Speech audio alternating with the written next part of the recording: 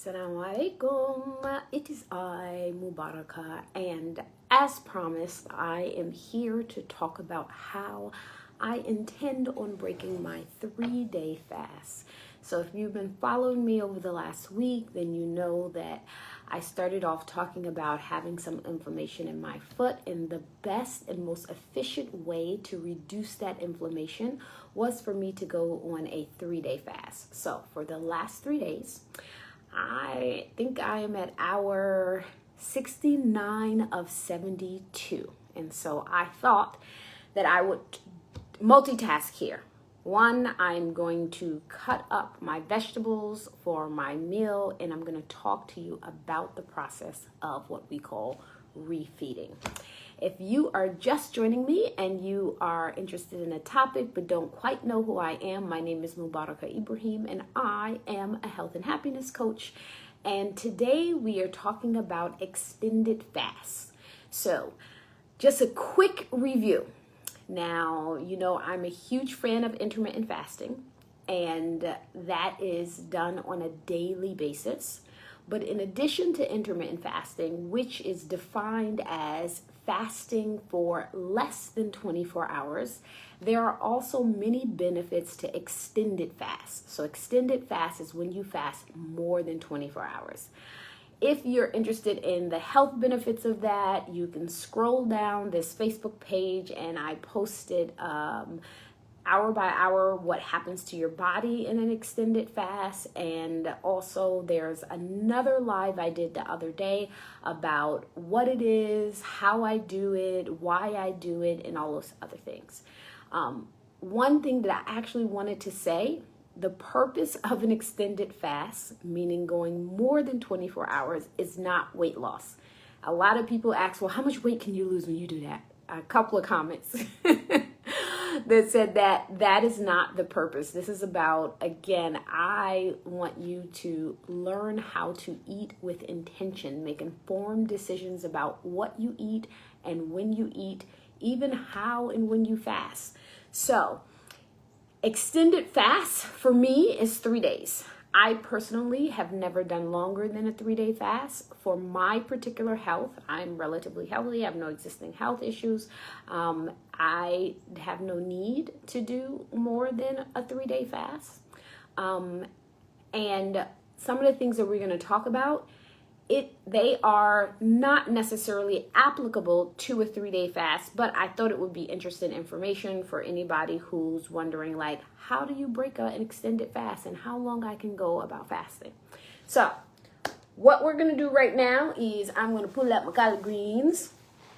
So I have been fasting for 69 and the intentions is 72 hours. The way that I intend on breaking my fast is I'm going to first make me some bone broth soup. The reason why I'm going to make bone broth soup is because, one, it is full of electrolytes, and that is really the number one concern when you do extended fast, right? When you're not taking in nutrients. So the only thing that I had in the last 3 days is I started each morning off with some Earl Grey tea. I think day 2, I was dragging a little bit between clients, so I did have some black coffee. Today, did I have coffee today? I did not have coffee today. All I had today was Earl Grey tea and then water throughout the whole 3 days. So I was drinking 1 cup of tea, maybe one day 1 cup of coffee, and water. So that's all I've had in the last 3 days. So one of the things that happens in your body when you are doing an extended fast is that you are missing electrolytes, right? So some of the problems with extended fast is actually based on the electrolyte deficiency. Give you two points of reference as we talk about this. Number one, there is no extensive research on the refeeding process, right? So we have not gotten, we're still diving into all of the benefits of intermittent fasting and how long people should fast and what disease it helps and what disease it treats. Like, we're still doing a lot of research around that. And so researchers haven't really been able to experiment with what are the different things that happens in your body when you do extended fast and you break with only this food or you include this food. A lot of this information is really, It's just based on people's experience, treating clients, and the problems that occur after people do an extended fast is also based on really extreme situations. So I am not concerned about this in terms of doing a 3-day fast. Will be an absolutely anomaly for such a thing to happen after a 3-day fast. It is not it's not something that most people even have because the fast isn't really that extensive. The symptoms that we're going to talk about is really based on so they first did this research on, I believe, I have some notes here, on like Japanese prisoners and Japanese population after a severe starvation period. So you're talking about, weeks and weeks of not being able to eat proper food. There was another, actually, one person subjective study when of the magician entertainer guy David Blaine. He actually sat in a box for 44 days and drank nothing but water. He experienced these symptoms that we're going to talk about. So this is really not a concern for a 3-day fast. It is only a concern generally when people try to go more than 7 days without eating. But what we can learn about it, so why am I going to talk about it, right? Because what we can learn from it is what are some of the best ways for us actually to break even a shorter fast that will actually help replenish our bodies. So there are two issues that people have who may do an extended fast. People who do go long periods without eating, more than 7 days, that's number one. And as a result, they are malnutritious. So remember, I'm always talking about the difference between fasting and starving, right?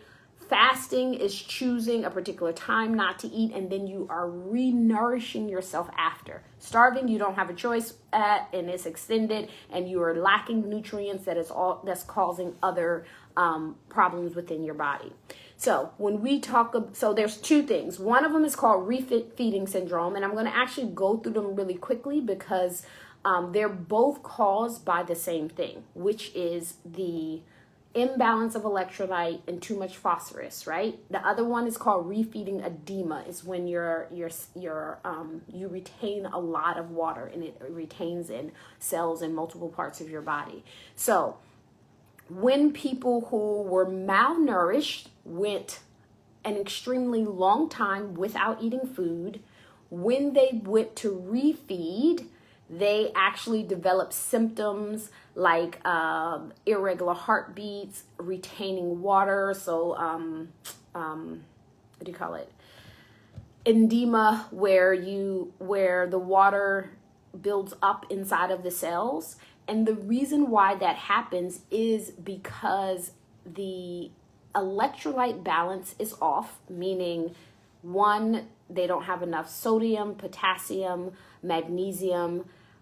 For refeeding syndrome in particular, they have a high level of phosphorus inside of the system, right? So if, I don't know, what's a practical thing that can happen today? Someone gets lost on a hike and they aren't found for 2 weeks, right?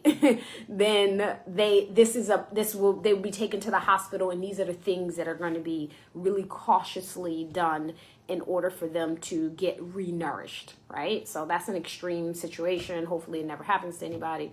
But So in a situation like that, what happens is every carbohydrate has 4 molecules of water attached to it. When you're going a long time without food, when you're going a long time including carbohydrates, then your body releases lots of water. When the refeeding syndrome is more likely to happen when the first meal is carb heavy. So that is the first thing, because what happens is, say I went, 30 days, I'm lost in the woods. They find me, I'm malnourished, I'm happy to be found. And the first thing somebody gives me is a candy bar. That is going to increase or I won't even be as extreme as a candy bar. The first thing that somebody gives me is, a banana, right? Which is a natural food, but it is high in sugar. And I just have a huge bowl of bananas, right? What happens is you're ingesting carbohydrates and then water is going to flood your system. That is what's called edema. Again, I'm telling you about the extremes of the situation. This is not a concern with a 3-day fast. You will not get edema or refeeding syndrome. But this is just an extreme. So knowing that with extended fast, what is really helpful for you to do is to make sure you are not breaking an extended fast. This does not apply to intermittent fasting. This does not apply to fasting in Ramadan, because I know people are going to say that. Is for you not to break your fast with a high carb food. To actually focus on foods that are going to replenish your electrolytes. So even though I was drinking water throughout the entire time that I was fasting, water does not have the electrolytes that I need. It may have been helpful if I maybe, sprinkled some salt in it, but I didn't, to replenish sodium, because when you lose electrolytes, you lose sodium as one of those electrolytes, but I didn't do that. So that is the most important thing. So if you are doing an extended fast, or if you're doing even a fast that's 20 hours or 24 hours, I would recommend that you start breaking your fast with something like bone broth. So because it's full of nutrients, particularly electrolytes, right? With that said, I need to start cutting up my vegetables. So I think I'm just using kind of stuff that's inside of my fridge. So I think inside of my bone broth, I'm going to add some mushrooms and onions and garlic. I'm going to add all of that into my bone broth. If you've been following me, you know that a couple of weeks ago, I made myself a big pot of bone broth. And so I am fortunate to have me some frozen inside of the freezer, and I'm just going to take it out. I'm going to stir fry these vegetables inside of the pan. I'm going to take that bone broth out, and I'm going to have me a delicious bone broth soup. The other thing that is really high in electrolytes that I'm having is I'm also going to have some salmon. So salmon has a lot of potassium as well as magnesium. So it is a perfect food for you to have. I want to replenish my protein. It's going to give me lots of protein. It's going to give me lots of good fat, right? Fat in salmon is really heart healthy. And so I'm going to have some salmon. So I'm going to start off with bone broth. I'll probably give myself a little while, make salah, maghrib bien or something. And then I'm going to have salmon. And I'm going to make myself some of my collard greens. I've made those live before too. So if you're interested in my black collard green recipe, then you can, I need 2 of these. And you can scroll the videos on this Facebook page. So a couple of things. One, always crush your garlic and set it to the side before you actually chop it up. Because when you crush it, it actually activates beneficial enzymes. And you want them to activate before you start crushing them up. I need some onion. So I'm going to leave that to the side while I chop up my onion. Now I'm trying this new thing so I'm not crying while I'm trying to do this live. Which is, I read somewhere that if you dip your onion in water, it won't make you cry. I also need a bigger knife. So what are the things you should probably avoid, like what we know that is more likely to cause digestive disturbances when you break your fast? So you want to initially, not for days or weeks, but just your first meal, you want to avoid things that are going to require a lot of digestive acid to form in your stomach. You also want to avoid things that is really hard for the digestive system. I shouldn't say hard because that makes it seem like the digestive system doesn't like it. But sometimes the digestive system works harder to break down some foods than it does others, right? So, no, I'm not going to cry. I'm not going to cry. I'm not going to cry. It's not me, it's you. It's not me, it's you. I'm not going to cry. And so those foods are nuts, right? You probably don't want that to be a part of your first meal. It often gives people a little tummy ache. I'm not going to cry. All right? I'm not going to cry. I'm not. Dairy products can sometimes cause people problems with their digestive system. Definitely red meat and raw vegetables. So, I'm not going to cry, but I am, because it's an onion. What I am doing, if you've never had collard greens before, is I am deveining. Collard greens come with this little stem. It is very hard. Yes, you can eat it. But if you are going to eat your stem of your collard greens, you should chop it up separately like you chop up your onions.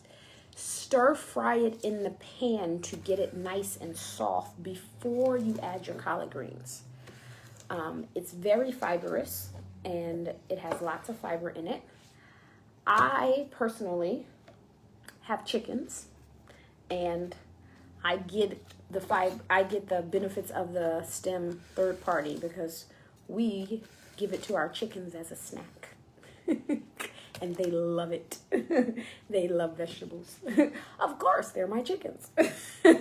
So, you want to avoid red meat, right? That's one of the things that you want to avoid because at your first meal. So this is not in general, right? This is just with your first meal after an extended fast. Because it's really hard on the digestive system. Your digestive system has to work over time. Now, as a general principle, red meat is not a problem if you can take it. If you don't have, any type of joint inflammation that causes a problem, then red meat is not a major issue. Again, everything in balance. I'm not saying eat hamburgers every day. That's not what I'm saying. I'm saying that there are lots of benefits to different types of red meat. So, for example, did you know that bison has more omega-3s than salmon? Venison as well has the highest protein count of any other red meat and has a very high percentage of omega-3 fatty acids. See, so it's not all bad. The other thing that you do want to avoid, I mentioned really quickly, is for your first meal, you do not want to break it with raw vegetables, particularly cruciferous vegetables. And if I have anybody that's in my program watching this, you know that those are some of our favorite AI fat-burning vegetables, angiogenesis inhibiting, which we focus on inside of my coaching group, including them in our diet. But you also want to make sure that if you're going to have vegetables like I am, that they are cooked, right?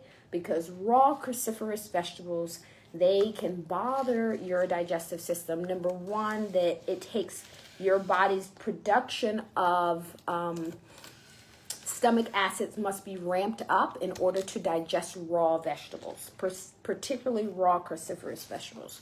So that's something that you want to avoid. So again, these are things that we know anecdotally, meaning that we don't have a research study that says when you fast for 12 days, then this happens to you if you eat a piece of raw broccoli, right? We don't have those research studies. We are going on what we know inside of the scientific and health community that people have self-reported. So, well, to my non-Muslim followers, you definitely want to avoid alcohol if you are doing to break your 3-day fast. Alcohol is a poison to the system, and it is something that is going to, one, kind of make the fast obsolete, and number two, it is going to be really hard for your body to it's going to be harder because your body, it's already hard when you have alcohol, harder for your body to metabolize, which we don't really metabolize alcohol anyway, but definitely something that you're going to want to avoid. Let me see. Oh, the other thing that you want to do when you are after your extended fast. So we're not talking about intermittent fasting. We're talking specifically about extended fast.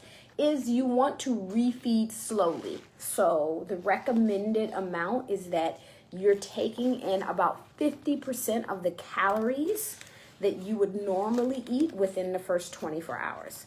So now that I gave you all of what we know in research and science and all the other stuff, I'm going to just give you some of my personal experience and opinions.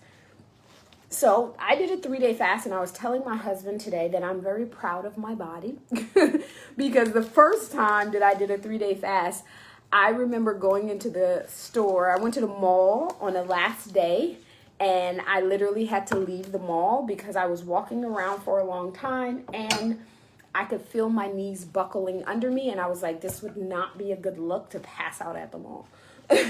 So I had to go sit in the car for a little while and then drove home.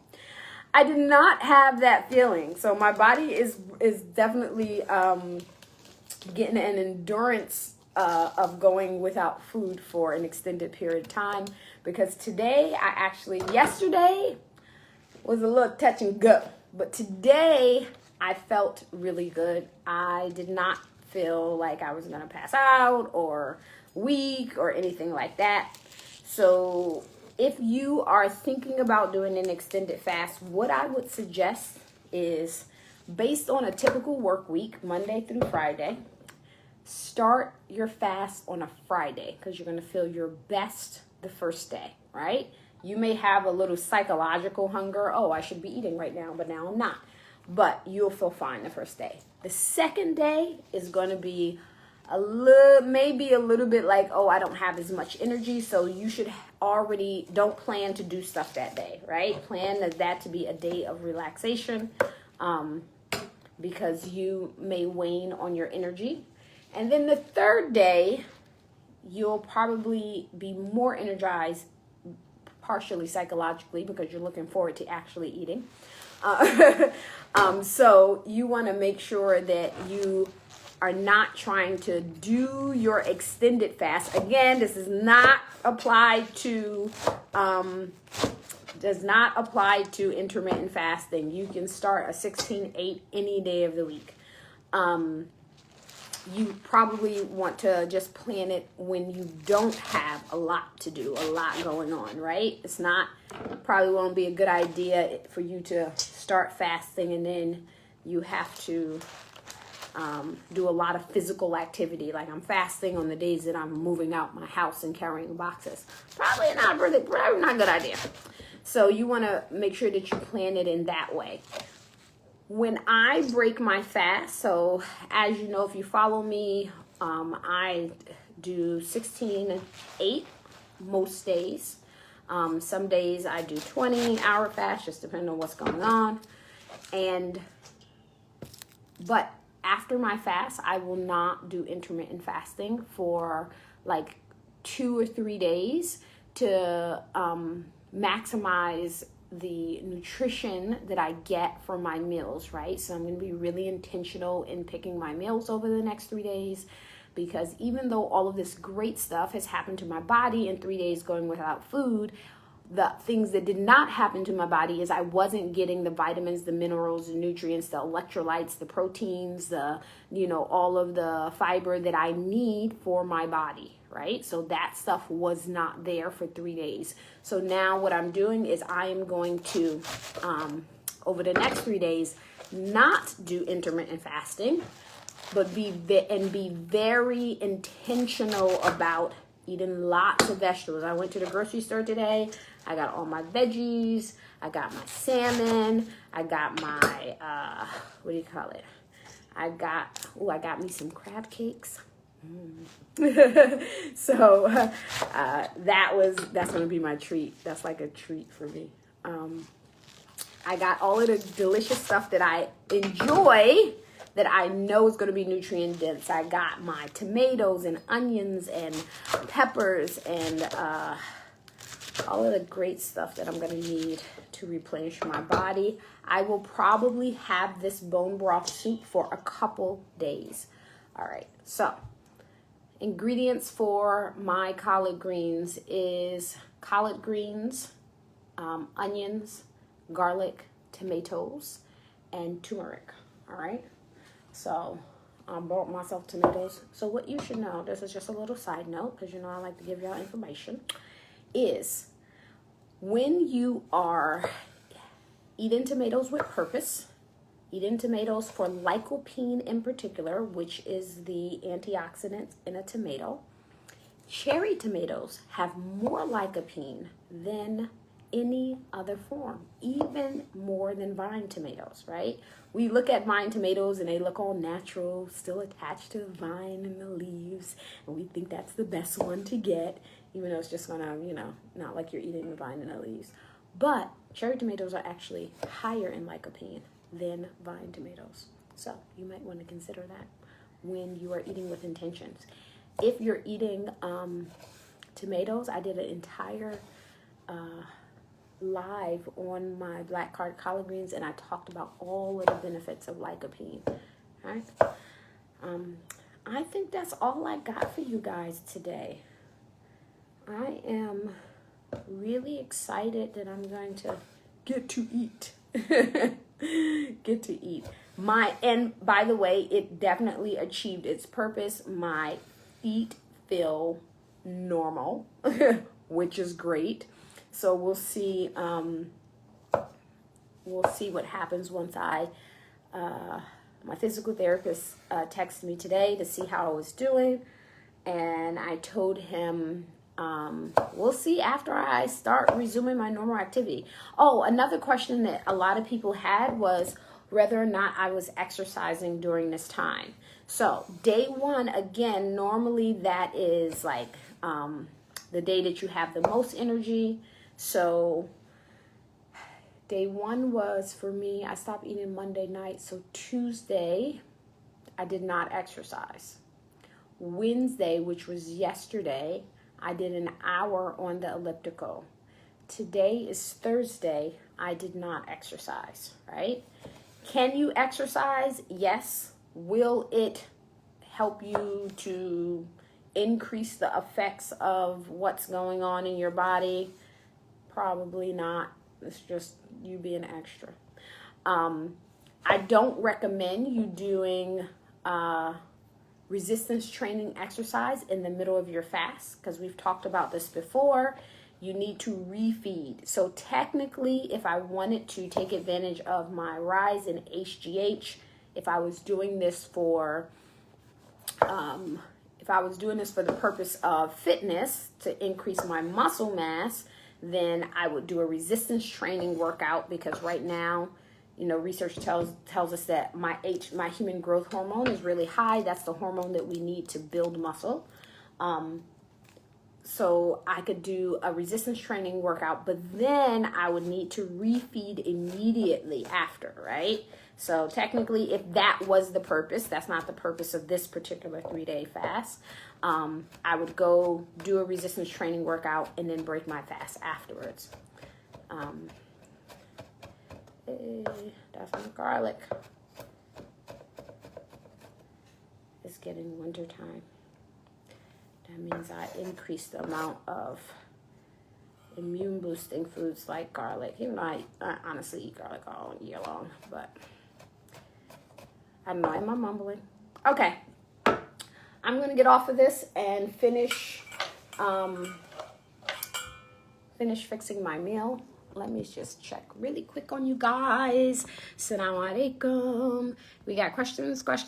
Real quick, I'll give you 5 minutes for questions. I saw a couple of, here goes something.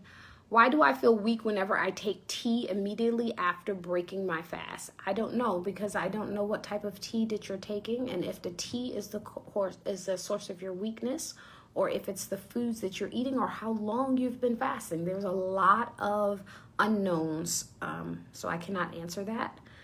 I really appreciate you talking about the science. I recognize that nutrition is a very young science, complicated by the fact that we're all unique bundles of genetic mutation. Yes. So there can be a wide variety reaction to the same stimulation. Yes. I'm now really curious about doing a 3-day fast. Off to ponder. Awesome. Google 3-day fast research, and you are going to find lots of information. Yes. Everybody's body is different.